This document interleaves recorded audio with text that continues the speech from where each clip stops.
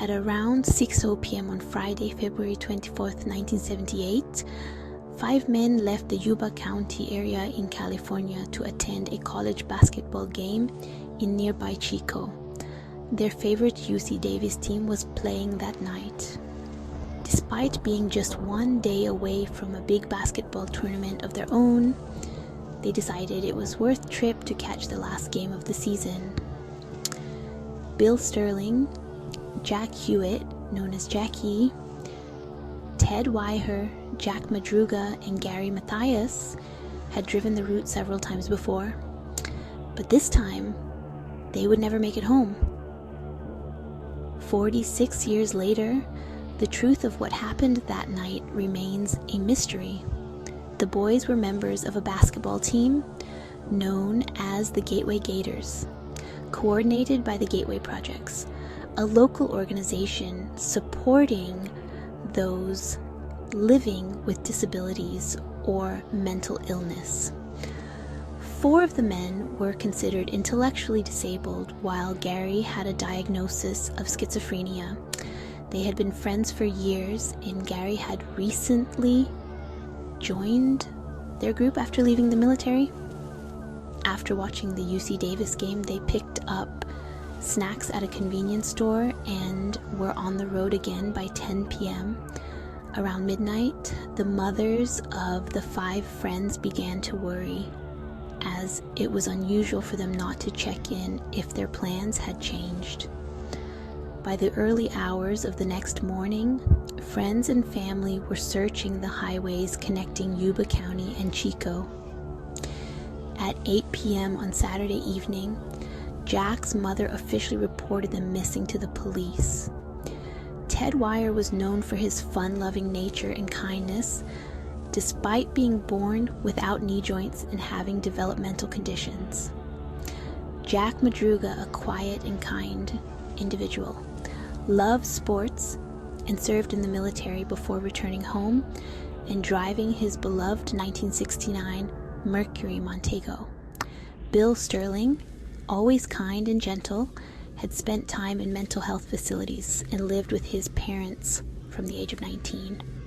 Jackie Huett, who had developmental challenges and asthma, was proud of his Special Olympics participation.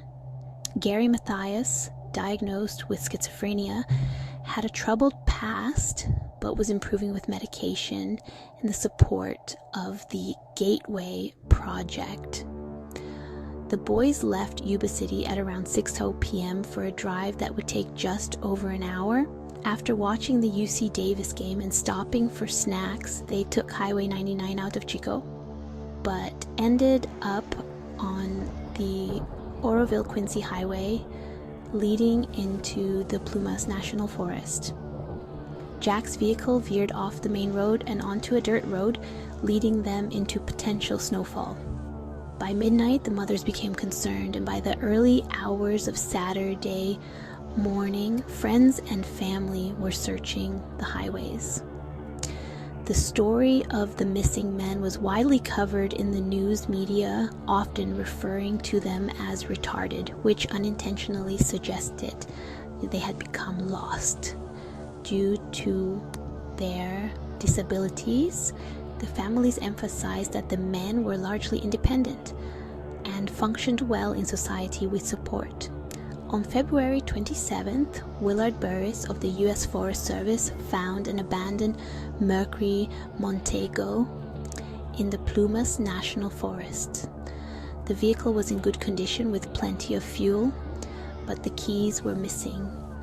Candy wrappers, a milk carton, and a Pepsi bottle were found inside, along with maps and a program from the basketball game.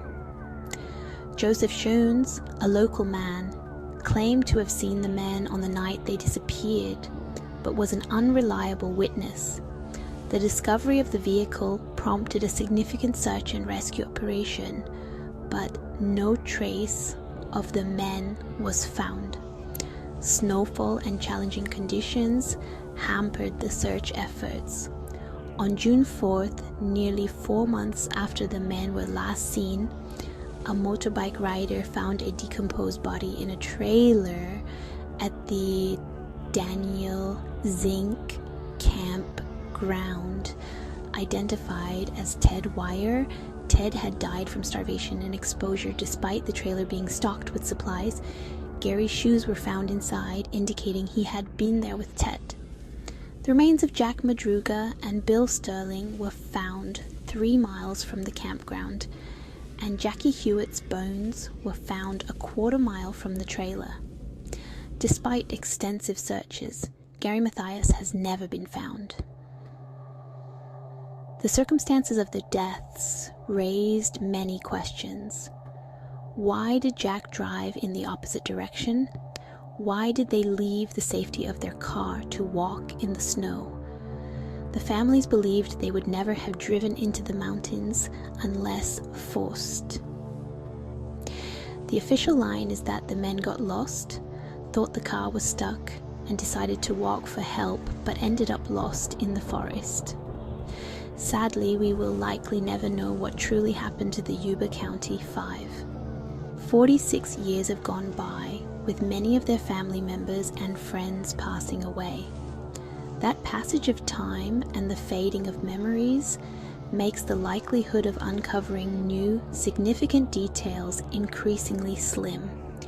There have been many unconfirmed sightings of Gary over the years, as well as several sets of remains being found in the Plumas National Forest, but none belong to Gary.